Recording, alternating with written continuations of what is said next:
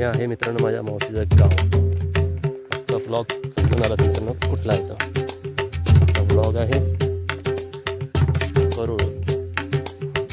निसर्गाच्या सानिध्यात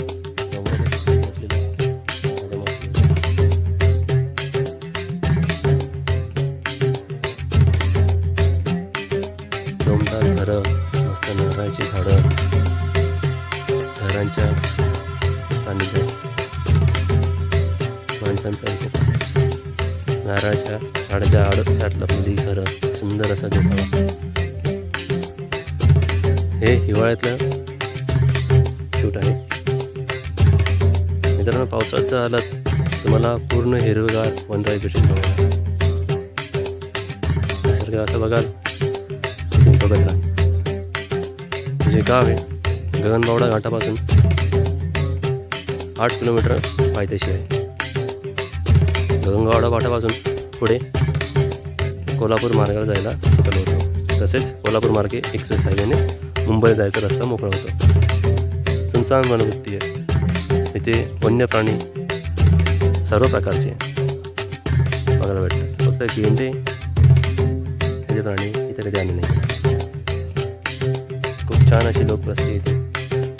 या गावामध्ये माणसांचा गोडवा, एकमेकांबद्दल असलेला आदर हा बघायला भेटतो. तर मित्रांनो चालता आता पुढे आपण काही असे दृश्य टिपूया.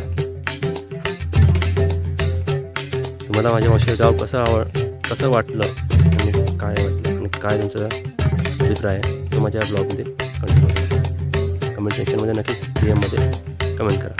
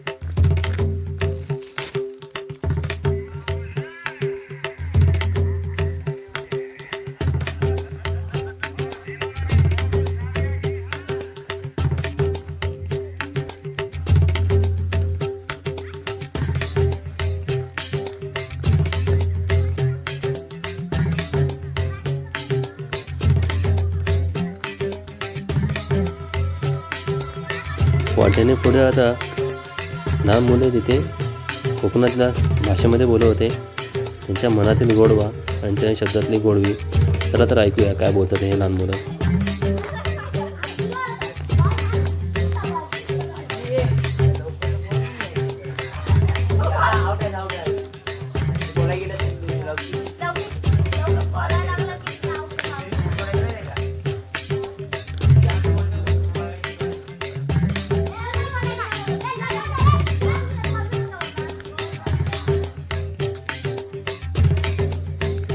अखेर पोचलो मी माझ्या मावशीच्या घरी.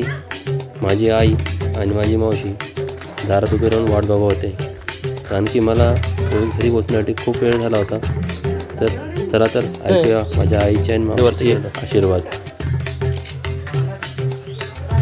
आईवर मावशीबरोबर बोलता बोलता अचानक माझ्या मैत्रिणी दिसल्या. त्या लाईनीत त्यांच्या घरी चालल्या होत्या. त्यांना बाय केलं आणि माझा मित्र कोंबडा त्यालाही बघितलं. तोही रुसून बसला होता.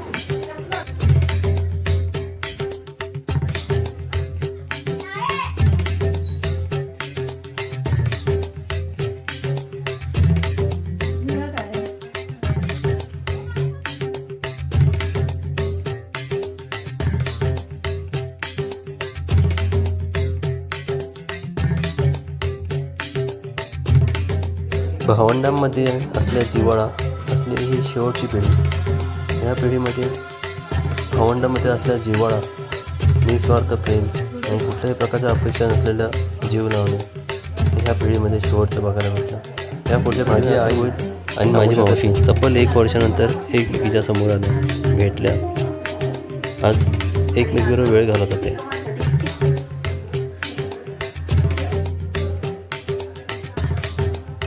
हे माझ्या मावशीचं घर. बघा कसं माझ्या मावशीचं घर आणि वैभव आहे ते.